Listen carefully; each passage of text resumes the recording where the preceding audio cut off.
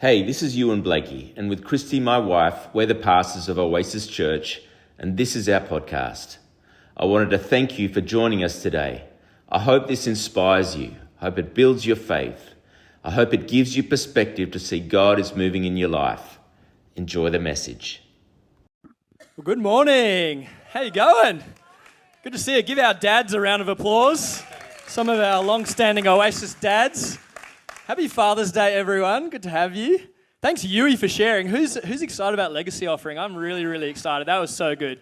So good to hear from the father of our house across Jandakot and Baldivis about that. It's coming up really soon. It's going to be really good. So we've got something special for you this morning, something really different. In case you didn't figure it out yet, it's pretty different. Camp chairs, wood fire. It's a good time. Joe's trying not to block anyone.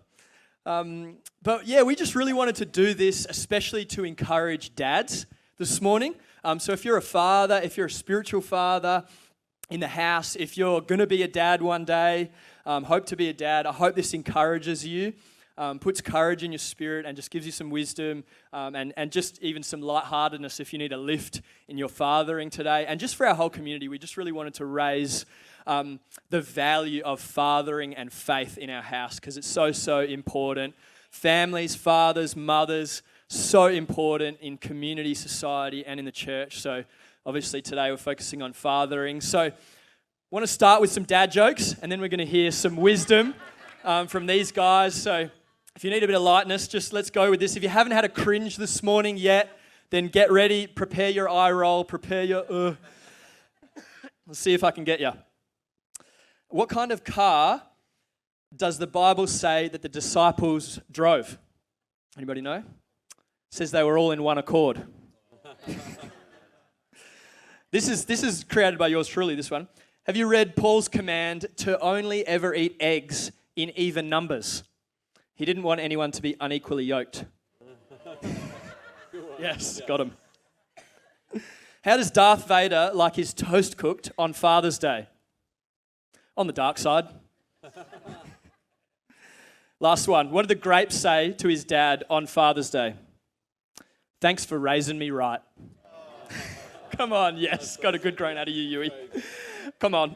All right, give a round of applause for the dads who love the dad jokes, the cringe. We love the cringe. If you can outdo that, come and see me after. I'll use it in the second service. All right, so we got something special for you this morning. I've got Jeff, Johan, and Joe here.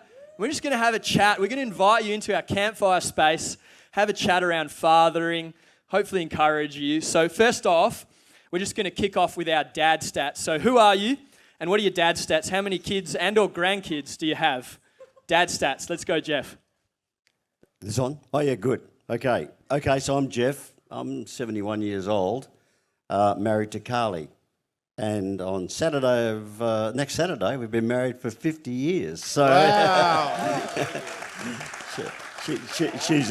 she's a very patient woman. You can't be a good father without having a wonderful mother to do the journey with you. We have 3 children. Christy, of course, you all know. Elise, you probably know. My son, Mark. Got fantastic sons and daughters-in-law. We're blessed in that regard. Where's Yui? There he is. And we have 10 grandchildren. So a lot of them come to this church, which we love. Yeah. 10 grandkids. Yeah. Epic. Yeah. All right, Johan, go. All right, so I'm Johan, married to the beautiful Marissa, and I've got 2 little girls. And yeah, we've been coming here for about, after year 1, so a little while. Yeah. Just about 9 years. Yeah. Amazing. Yeah, I'm Joe, and we've got 3 kids. So Charlie, Summer, and Milo, and they're 9, 8, and then 2, and he's in Babes. And yeah, similar to Johan, we've been here 4.5 years, and it's pretty scary thinking my oldest will be driving a car in 8 years, which is crazy. So they're growing up quick. There you go. Well, the credentials speak for themselves, hey? And I'm Jordan, if you don't know me. I'm married to Laura, and we have Jack, who's 5, Charlie, who is 2, coming up soon. And not to steal the show or anything, but we have 1 on the way. Just so you know. Clap for Laura. Woo! Thought I'd slot that in there, for those I haven't told yet. All right, we're going to kick right into it. Got a few questions to ask these guys. We're going to have a bit of chat around a few topics. The first one is light as well. We're going to talk about a bit of fun, a bit of chaos. So we'll start with you, Joe. How do you like to cultivate a sense of play, a sense of fun and adventure with your kids and your family? Look, for me, it's I was always told, I know that I guess the saying is quality time, but it's actually more quantity time, and trying to spend as much time, whether it's quality or not. I think that's the key, is just as much time. As usually at the end is when you get the gold out of them, and that's what I found over the journey. It's quantity. It's usually, you go kick the footy, you play a bit of basketball, you wrestle with them, you do whatever you can, and you spend as long as you can. But it's usually at the end when you get the question, Dad, when did you first realised you love mum, or when did you get that real gold question that comes at the end? And but beyond that, for fun for me is just the knowledge that I can come home from work and know that I'm still better than them at pretty much everything that we do. And I'm sure there's I know that window's slowly closing, but I'm sure there's a few dads in here who've rejected the basketball into the neighbours, just to teach them a lesson, come off 15 steps and bowled them middle stump, or got to know their place. Yeah, made sure that they know where they stand in the order in our household on Mario Kart. So yes, as much as I can, try to get as much fun out of them. Love it, Joe. What about you, Johan? I think it feels pretty chaotic most of the time for me, but you've got to embrace it, hey? But yeah, I think that's it. I think it's for me, it's being intentional in those little moments, saying yes for the silly things, and for the wrestle and the toothpaste on the face, and just being fun, wrestling, jumping on the bed sometimes, stuff like that. Ooh, I like it. I love it. Yeah, jumping on the bed, jumping on the being couch, silly, getting on the ground and being silly. Yeah. So good. I love that so much. I know, like when I was a kid, we had no furniture in our front room. Mum and Dad hadn't bought the fancy couches yet, so it was just a blank room with carpet. So it was the Christmas tree room, but for most of the year, it was the after dinner wrestle room, and Dad would let us, unlike Joe, who he needs the uplift. Dad would let us pretend that we could beat him. Actually, no, he did the same thing. He would let us pretend that he could beat him for a while, and the arm, like three of us holding the arm down, and then just throw us across the room. So always good fun. But yeah, encouragement to embrace the fun, the chaos, the silly. To our dads and spiritual dads, because it's something unique that we bring. Like who as a dad hasn't heard the words, "Don't stir the kids up before bedtime," right? Like who has never heard that? Like you got to go there. So next one, I'll direct this to Jeff first. We're going to talk about transferring faith to your kids. So Jeff, what's one way that you've kept God at the centre of your family, especially in the busyness of life? Well, I think I can break it down to two parts, because I've sort of been on a fair journey. When the children were young, to give them the opportunity to be near Christians. So we had to make a decision very early about which church we'd worship in. And it was an old Anglican church. But, look, we got the kids went to SEBs and SEGs, the Church of England Boys. I led the SEBs, Church of England Boys Society, which was kind of fun. And so creating that environment, education, if you could afford it, to have the kids in a Christian school where, they were nurtured in the Christian way, I think was really important. As they've got older, now they're kind of teaching us, nurturing us. But to minister to or to lead by example, like we love to listen to them. They'll come to us for advice, and we'll have some good discussions about all sorts of issues, particularly Christy and I. We have decent brawls from time to time about issues. But to be open, they know our faith and they know that we love them, as do our grandkids. So to create that kind of environment on the journey. Love that. So good. I'm curious, this question's popping into my head, Jeff. Did you guys have storybook Bibles for Christy and Elise and Mark? Was there storybook Bibles? Or yes, just good old regular Bible? Like I said, Carly was a teacher of children anyway, a mothercraft nurse. But I can still say the prayer. Now I lay me down to sleep. I pray the Lord my soul to keep. Thy love guard me through the night and wake me up in the morning light. Yeah, that's and awesome. we'd pray that. And the other thing that we'd do is when they were tiny little babies, little tiny babies, as they were going to sleep and their little heads on the cushions, we'd creep in and just cross them. Yeah, their little foreheads in the night. Wow. Yeah. We'll talk about generational stuff later, but Wow. little things like that. That's so cool. Yeah. Love that. So good. Johan, you must have some pearls of wisdom in the faith transfer zone. Not so sure about the wisdom, but I think for us, it's being consistent in the small things, like the bedtime prayers, the space for them to bring their sort of stuff to God, good. And then praying before dinner, on the way to school, we talk and then we pray. It's that I think it's that consistency of the small things. We do have the Storybook Bible. Oh, yeah?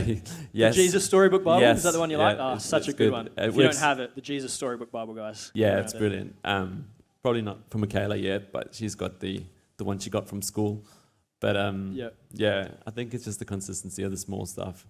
So good. Us. Love that. Yeah. Oh, I'm bringing them to church. I think that's... Bringing them to church. Come on. I think, that's just, whenever sort of Lara would say, I don't feel like church. I'm like, no, that's our family go to church. That's just what we do. And I think it's a culture thing that comes with it. Yeah. I love that. Yeah. I love that. Just establishing it as this is what we do. Yeah. And sometimes it's so much easier. Just you go through seasons where sometimes you have to make a choice. Like, do we sleep in? Do we go to church? But when it's just like, this is what we do. Like, I think there's almost a peace that comes with that. I don't know about you guys. This verse I really love on parenting. It's from Proverbs 22:6. It says, "Start children off on the way they should go, and even when they are old, they will not depart from it." And I really wanted to highlight as we come to talk about, we're going to chat about identity and calling for a moment. And that's been highlighted to me, I think, in a few sermons before, the way they should go. Not the way that I think they should go, but the way they should go. So really, we need to work hard to recognize the unique gifts and callings in our kids. So maybe we'll throw to you again, Jeff. How have you recognized for your kids, your grandkids, how have you noticed and recognized their unique calling, their design that God has put in them and tried to call that out? Yeah, well, each of the 13 or 16 of them are different. People are, they're all, the three children and the Yui and Mark and Cara are all different. The grandkids are all different. But they're all beautiful in their own right. And they're talented in their own way. So, and we're very happy to tell them. Let's be upfront about it. We tell them what they're good at. We acknowledge them. And they know how much we love them and they love us. So it's part of the puzzle. But I think as parents or fathers, our job is to help our kids and our grandkids and the people around us, because it's more than just your family. If you're going to be a spiritual father, but help people be the best they can be. You can't. You're never going to teach me to be a podiatrist or ever. I'd be the worst. But how do you encourage people to be the best they can? They can't be they can't be the best they can without Christ.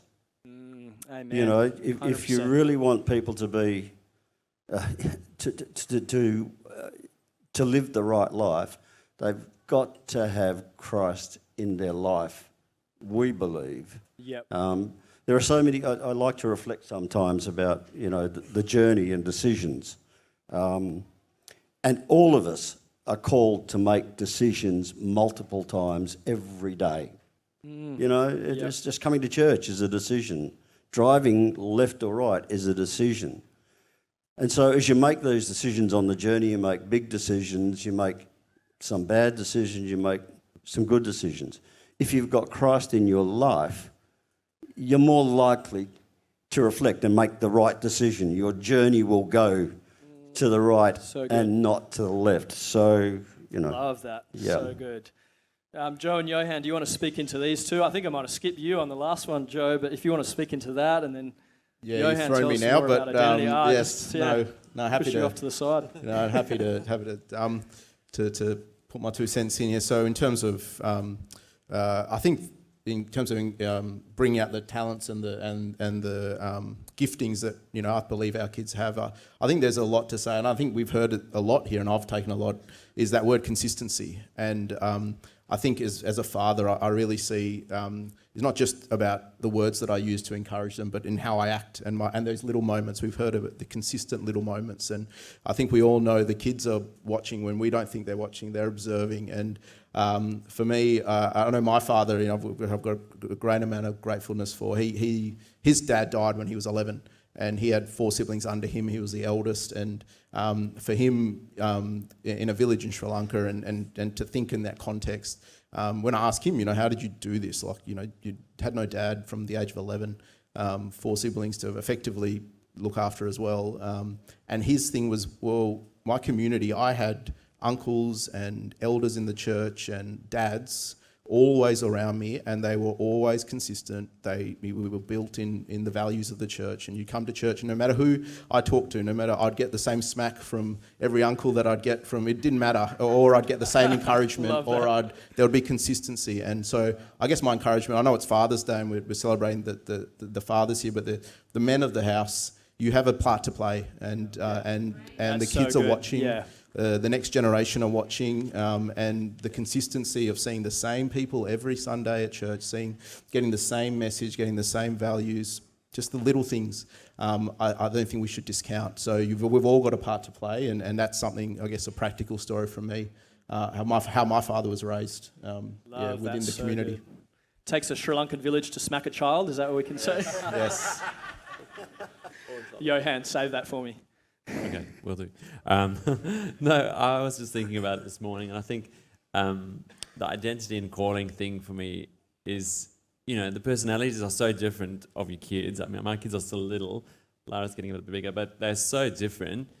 And spotting the differences and calling out things. So I try to be intentional about saying, oh, God's made you so creative, or God's really made you such a brave little girl. Good. Just trying to catch that phrasing. Yeah. That's probably what I was thinking about, the calling and identity and how to call it out. Yeah. Sometimes I feel like I'm trying to call out stuff that's not there. But hey, come on, prophetic declaration. Yeah. Call it into existence. Yeah. Yeah, that's so good, mate. I think the gold can sometimes be hidden, and especially when our kids are little, it's like, wow, how are they going to be? What are they going to become? And, sometimes even a negative behaviour, like, some of our kids, like our Jack, he's pretty boisterous. He can be bossy. He can be full on. But I think even channeling some of those things and recognising, hey, that might be leadership. Like that might be something that actually he's got a call to call other people out, and if you can just kind of direct that, discipline that, guide that, something that we can just be like, oh, just stop that, can even be like a really positive thing if we can nurture it and not crush it. That's something that I've been trying to reflect on even with my kids quite a lot. And just giving them opportunities to grow in different areas, and that, again, just training them up in the way that they should go. Not forcing them something on them, not trying to live vicariously through our kids, but we can really try to recognize, who they are and provide them opportunities and choices, and bounded, scaffolded choices, not limitless choices, but choices to keep them moving in a good direction. Let's move on to legacy now. Jeff, do you want to talk to us a little bit about legacy? How are you building and have you built a legacy of faith in your family?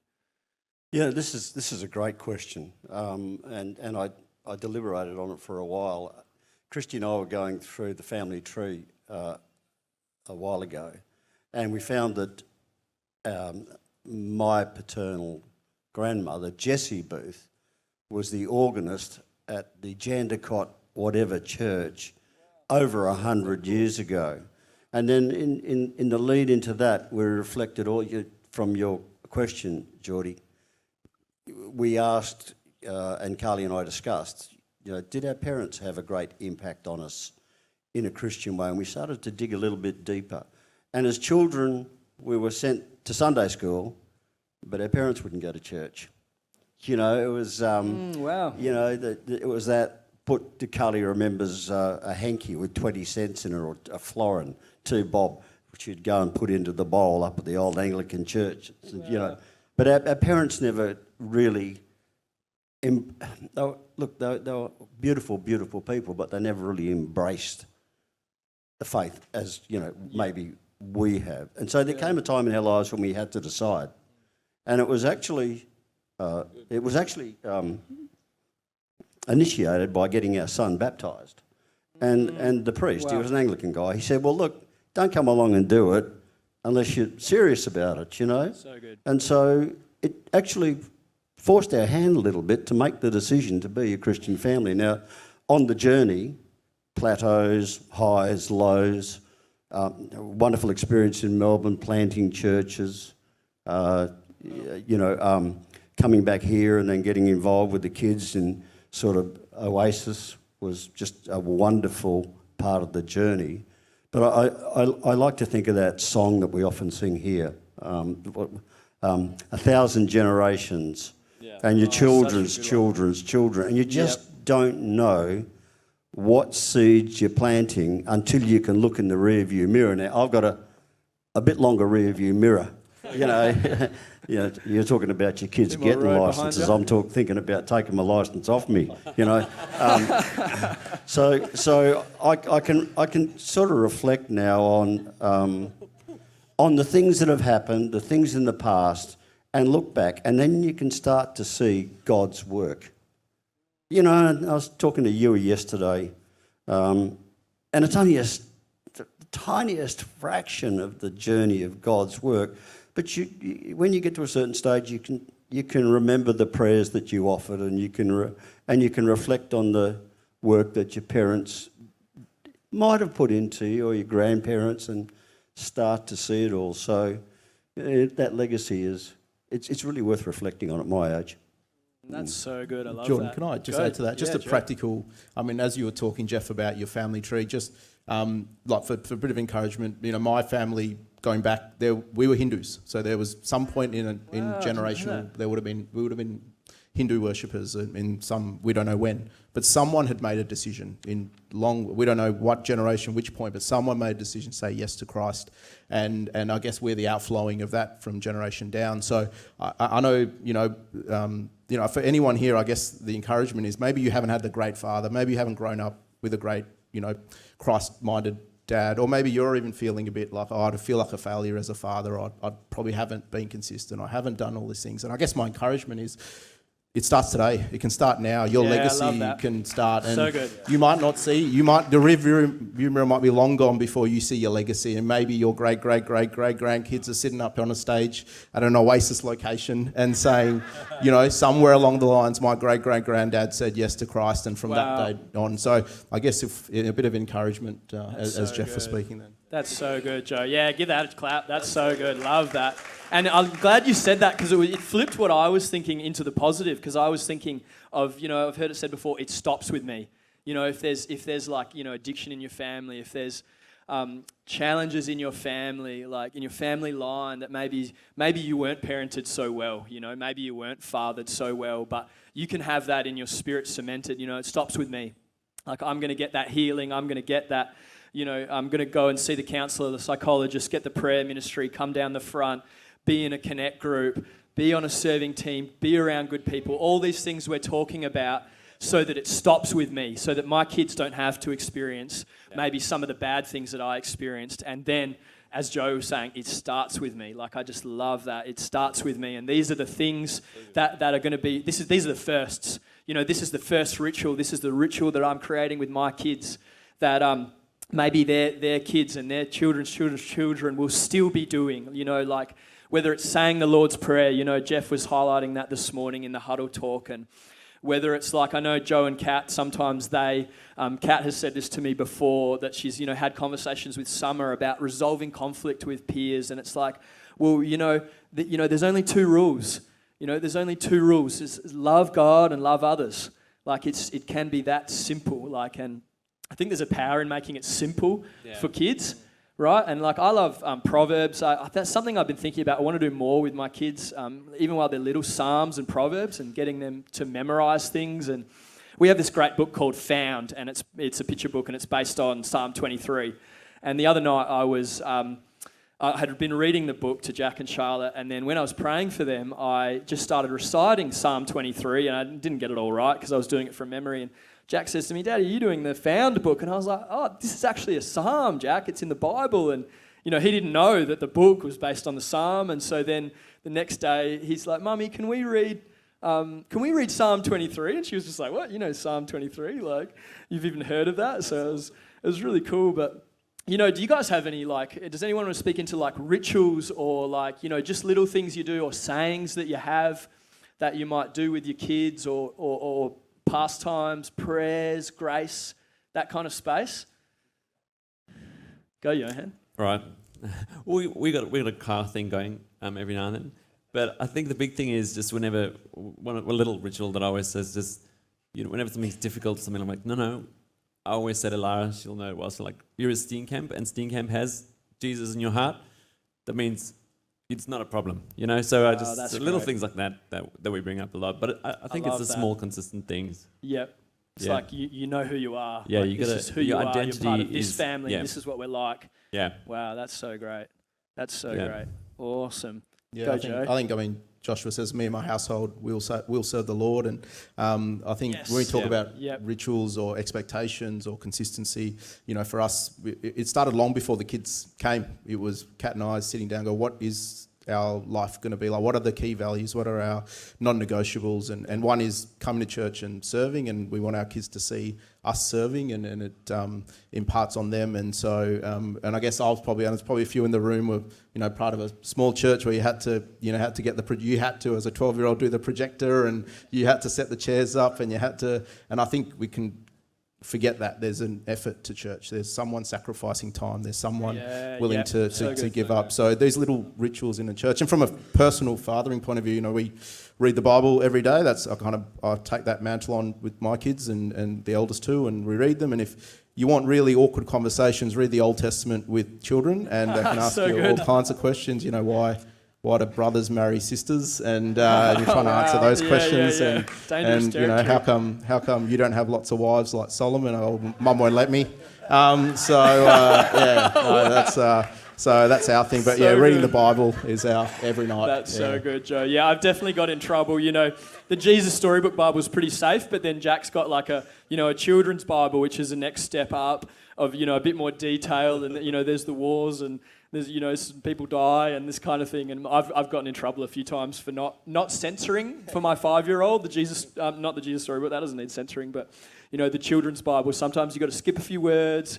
I've definitely got in trouble for reading it too strongly, too much word for word.